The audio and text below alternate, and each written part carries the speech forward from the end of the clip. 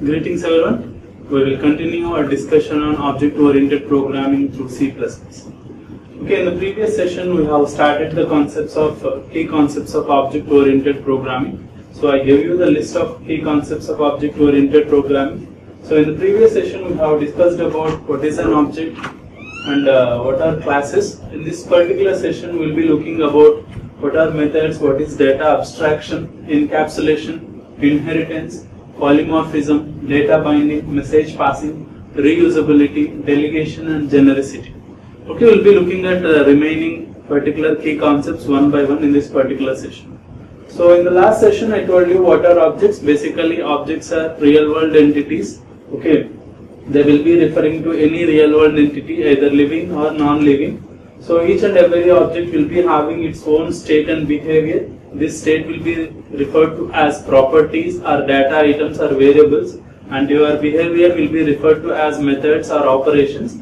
Okay, and an object is an instance of a class. As I already told you, first you have to create classes. Using the classes only will be creating your objects. So every object will be an instance of a class. So objects only will occupy space in your memory. Your classes doesn't occupy space in your memory. Your objects will occupy space in your memory. The state of the object will be defined by the values that will be present in the data items or variables or properties at a particular instance of time. Okay, that will define your state of your object. So the state of the object will be the values that will be present in the properties of your particular data object. Next, the state of your objects will vary according to the values. Okay, it will be varying from instance to one instance. So objects communicate with one another through message passing. Okay, so the object state will vary by using your methods. Okay, so these things I told you about the objects. So this is the example I gave you about the objects. So each and every object will be having its own properties and methods. Okay, the properties will define what is the object, and the methods will define what are the particular operations which can be performed on these particular objects. Okay, then I told you about the class. So class is generally basically a grouping of object into one, and the class will act as a blueprint for your creation of the objects. So as I told you, your class will act as a blueprint, and from the class you will be creating your objects. And generally class is an abstract data type, so using the class will be creating your objects. So using the class name only will be creating the objects. Next, once a class has been created, the programmer can create any number of objects using that particular class. So I gave you an example regarding how to create a class. So this will be how you will be creating a class. Just like a structure, you will be writing the class. Using the particular class, you will be creating your objects in this manner. So these things I have told you in the last class. So in this particular session we will be looking at the remaining key concepts of object-oriented programming. The first concept we are going to look at is the methods. So methods are the operations which are required for the object to be performed on that particular data. So every object will be having its own operations or methods. Okay, and these operations are usually performed on the data present in the particular object. So if you see the example given below, so this is the data items which are part of the object. That is, name and ID of the particular person is the data of the particular object. And this particular thing is the method which can be applied upon that particular object data. So when you create a particular object like this person P1, so as I told you in the previous class, so P1, when the P1 object is created, so P1 will be having its own name, P1 will be having its own ID. So person 1 will be having his own name, person 1 will be having his own ID. So when you create the object, you are going to create the memory for that particular object. Okay, and these things will be calling them as methods. So get details is one method. So this get details method, you can write the code, okay, just like a function. So I think you know how to write functions in C language. Okay, so in C language we will be writing a function like this. Inside the function, so this particular function, what you are going to do? You are going to retrieve the results, you are going to retrieve the details of your particular person. So get details is one such function. You have to elaborate that function, that is you have to write the code for that function. So I will write a small sample code in your particular C language. You will be writing printf. Okay, you are trying to retrieve your name and ID of a particular person.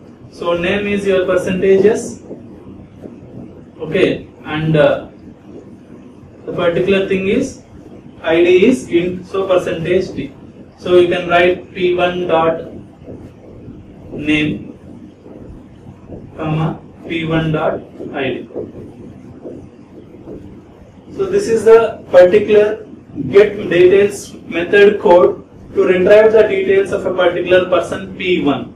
Okay, this is how you can write for a basic C language. It is not perfect C++ code. This is the C code which you can understand. That's why I wrote this particular thing. So whatever the details whatever the particular method you write, this method usually applies on this particular data. Okay, usually applies on that particular data.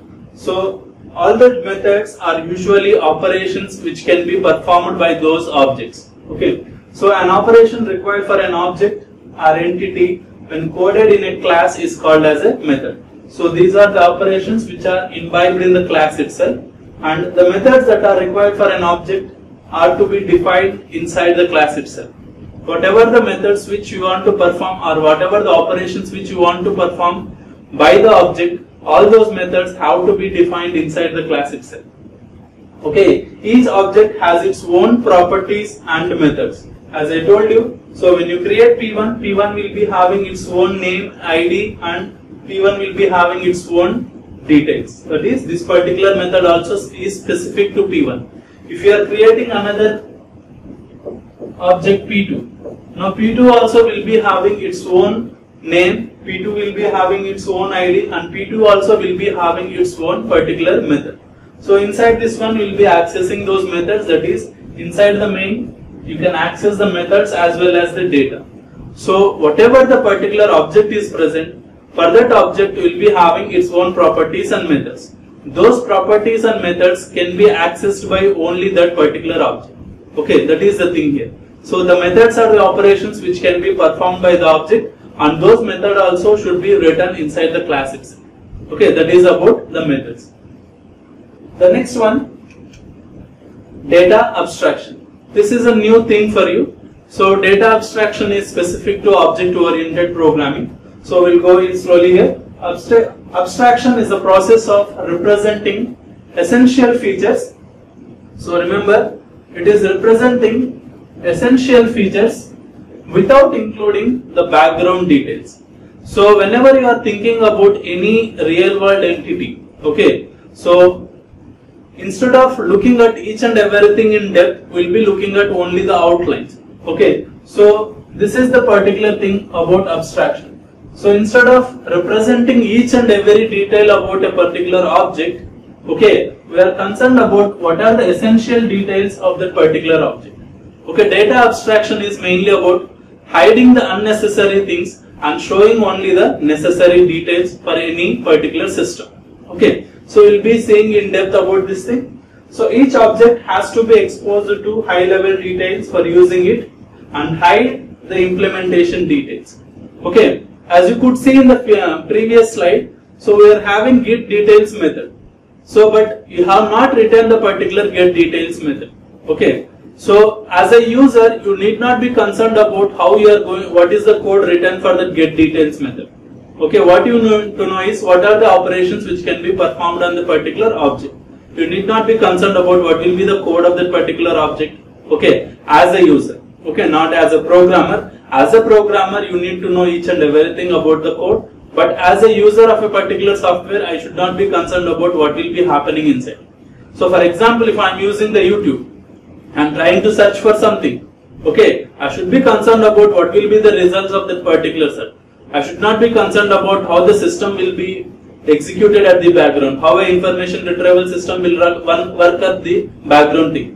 Okay, you should not be concerned about how you are going to query the particular YouTube, how it is going to be processed, how it is going to get the results. Okay, those details are not needed for any user. Okay, as a user, we will be concerned about only the important details or essential details. As a user of the YouTube, I will be concerned about how I am going to give the query, that is how I am going to search and how I am going to get the result. Will not be concerned about how it will be implemented at the background. So data abstraction is mainly this thing. It will be representation of your essential details and hiding the background details. That is data abstraction. Okay, this will simplify the usage of your implementation. So when you provide this data abstraction, whoever may be the user, they will be easily using your particular software. They will not be concerned about the particular implementations at the background. They will be just concerned about what are the operations I can perform on this particular software.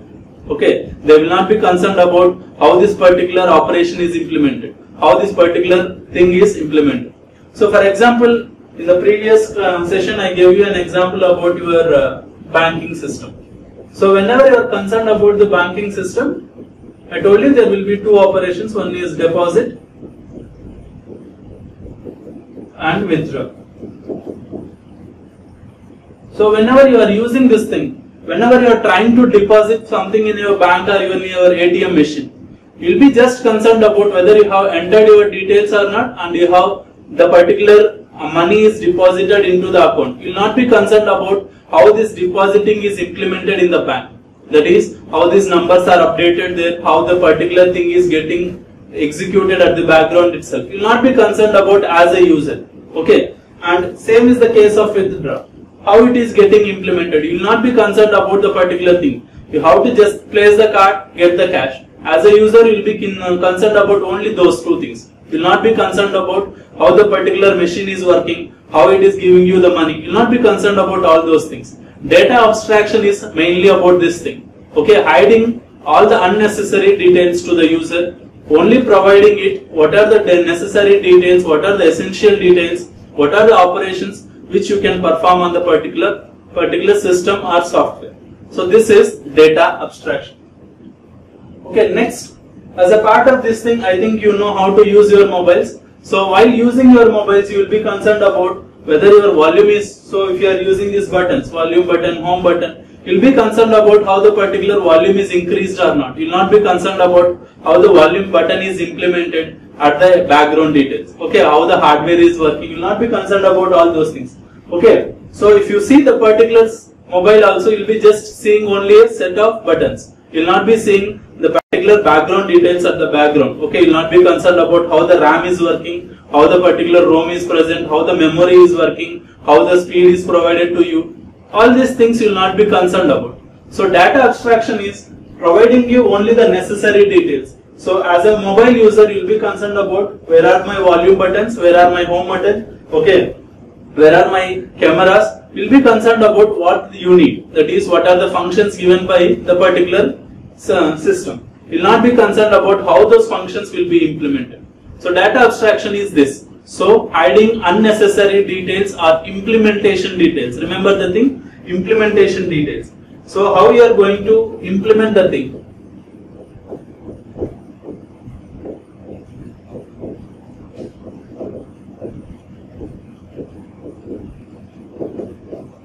Okay. Hiding implementation details. Hiding implementation details is the process of your data abstraction. Showing only the necessary details and hiding the implementation details. So this is also different for different user. So as I told you, as a user of your mobile, you will be concerned about only the what are the functions provided the mobile. Okay. As a programmer, you should know some more depth about your particular writing the software. As a hardware designer, you need to know some more depth about the particular designing thing. So for each and every user, there will be a different levels of abstraction. Okay, abstraction is hiding for something details for some users and enclosing details for other users. Okay, so hiding the unnecessary details and showing only the necessary details for a user is called as data abstraction. Okay, so the next concept you have how to look in object-oriented programming is encapsulation. So encapsulation is packaging of your data and methods or functions into a single component. We'll be calling it as encapsulation. Okay, placing both your particular data items and your particular methods which are applied upon those data items we'll be calling it as encapsulation. Okay, so it is like placing your capsule and so packaging your data items. So first thing is you have to place your data items and also functions or methods. Okay, both your methods and data has to be enclosed in one component, and that component will be what you are going to use. So that component is classes in object-oriented programming. So C++ support the feature of encapsulation using classes in C++. So the C++ classes will provide this particular thing called as encapsulation. So as a part of encapsulation, I told you packaging your both data and methods into one part. So I should have seen the example of class. So in class you have written both the data items as well as methods in a single component. That thing will be calling it as encapsulation. Why you need encapsulation? Okay, encapsulation makes the data more secure, okay, and is not reachable by outside functions. Okay, as I told you, each and every function, whatever you write in your particular class, can access the particular methods in the particular object only. Okay, so if I am writing a class like this, so this particular class will be having data and methods. Okay, whatever these methods can access this data. Okay, outside methods, whatever the outside methods or other object methods will not be able to access that particular data. You should understand this particular thing. So encapsulation means you are going to imbibe your particular thing into one particular capsule, and outside particular functions cannot access the data present in this particular methods. Okay, present in this particular classes. Okay, that is the thing. Only functions within the class can access the data. That is the main thing. Whatever the methods which are present inside the class can access the data, outside functions cannot access the data. That is your encapsulation. With encapsulation, we accomplish data hiding or data security. As I told you, the major difference between procedure-oriented and object-oriented language is providing data security. Your procedure-oriented language, you are writing each and every data item in the global declaration section or in your local declaration section. So when you write the particular data in functions or in the global declaration section or in the local declaration section, okay, you are not able to provide the data security as any function can access any data item. But in object-oriented programming in C++, okay, you are going to encapsulate your data or you are going to provide encapsulation of your data and methods into one particular thing, that is class. This class will provide data security. Why? Because whatever the methods which are written inside the class only access the data present in that particular class. Outside functions cannot access the data present inside that particular class. That is the main concept of data hiding here. So your data abstraction and encapsulation will provide the data security which is promised in object-oriented programming. Okay. So as I told you, so each and every class will be having its own, as I told you, its own members, that is variables or data items, and its own functions. Okay, this will be one class. This will be what we'll be calling it as, we'll be having separate entities called as public and private. So these are things which we'll learn in the next unit. So we'll be having two separate, that is public. So public methods can be accessed by anyone. Private methods cannot be accessed by everyone. Okay. So when you are writing something public, okay. So if I write some particular data items and particular methods as public, those particular methods can be accessed by outside functions also. Okay. If you write some particular methods, that is particular variables or functions or methods as private, those things will not be able to be accessed by outside functions. That is how you are going to implement this particular data encapsulation. So encapsulation means clubbing your complete thing into your one capsule like thing, okay, where you are providing or you are restricting access to outside functions. So encapsulation is this. Okay. Next, the next concept in your groups is inheritance. Okay. So it is a process by which objects of one class acquires the properties of objects of another class. Okay, so initially we will be having, so if you are writing some simple calculator program,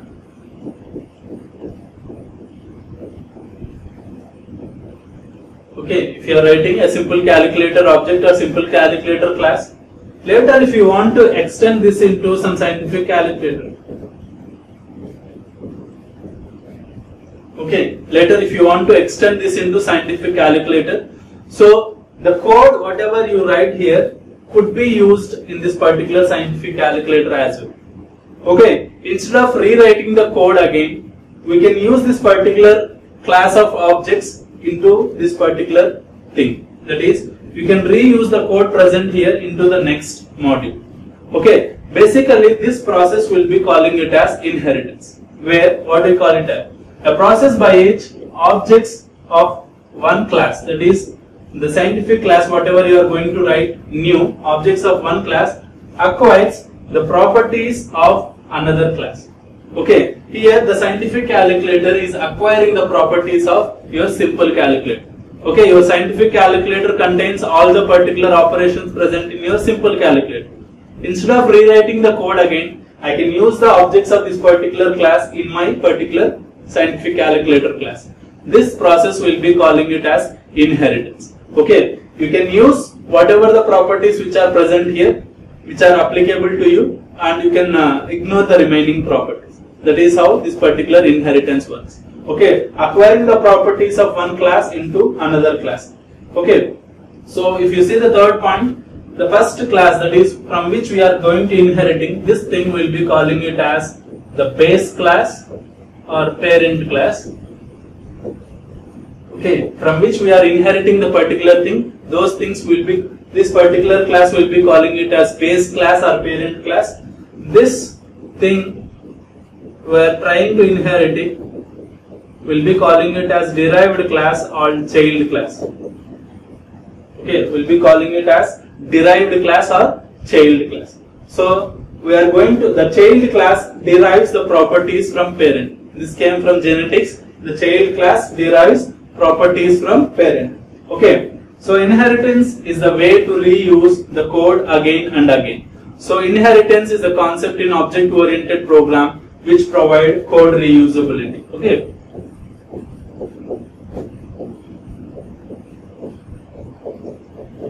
So whenever you are writing a new code in object-oriented programming, so first you have to check whether such objects are already implemented by other systems or not.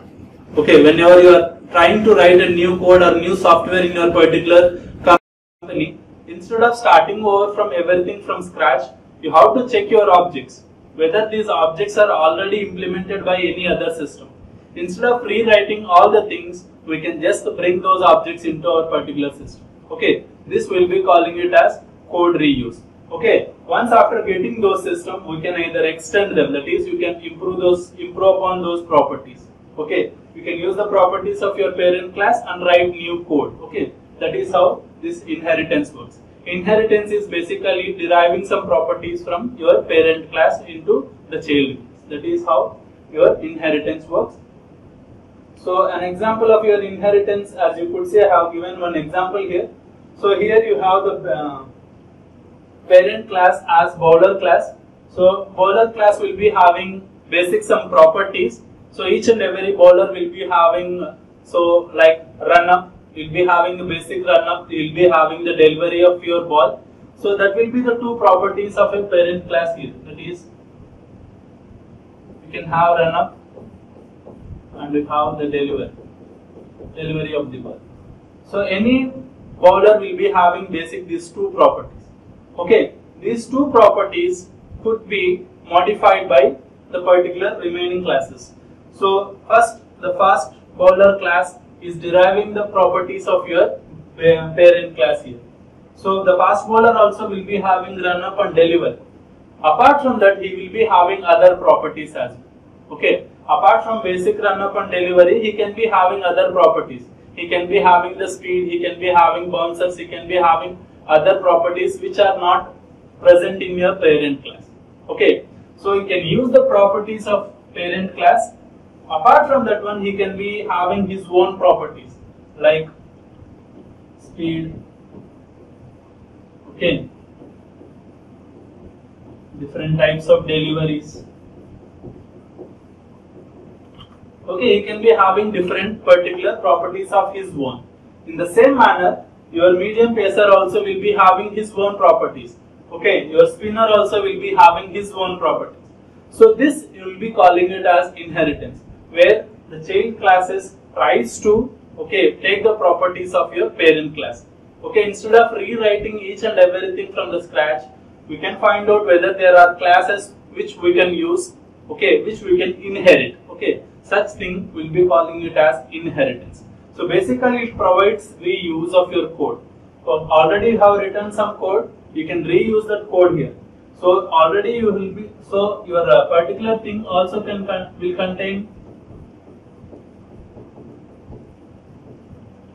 your particular child class will contain run up and deliver. Those properties you can use. If there are some properties which you don't want to use, you can discard them here. Okay, so this is separate implementation. But if your parent class has some implementation which you can use in your particular child implementation, you can extend it. That will be calling it as inheritance. Inheritance is basically extending your existing classes. Okay, so this is one concept of inheritance. Next, so some points regarding inheritance. So when a derived class inherits a base class, the derived class can use all the functions which are defined in the base class. As I already told you, whatever the functions you write or whatever the properties which are present in the parent class can be used by the derived class. Okay. Next, the programmer can add the new properties to the existing class without changing it. Okay. Whatever the maybe your properties of the parent class, but the derived class or the child class can add his own new properties without any issues. Okay, this can be done by deriving a new class from the existing class. The new class possesses the features of both the classes. Whatever the child class, it will contain the features of both its own class and the parent class. That is what written here. Okay, basically you need to have one parent class which is already written. You have to take the properties of the parent class into the derived class.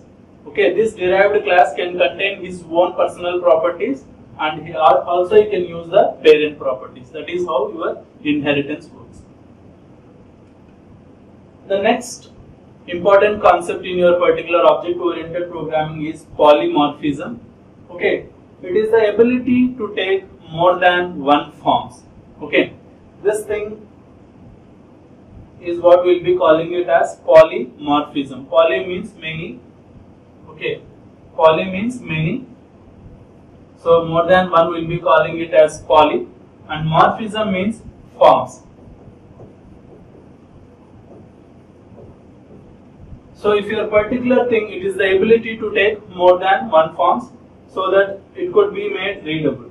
Okay, I will show you what are this polymorphism. So it is a feature which will be used to create functions with same name but different arguments which will perform differently. So this thing will be calling it as function overloading. Okay, so function overloading is one place where you are going to use polymorphism.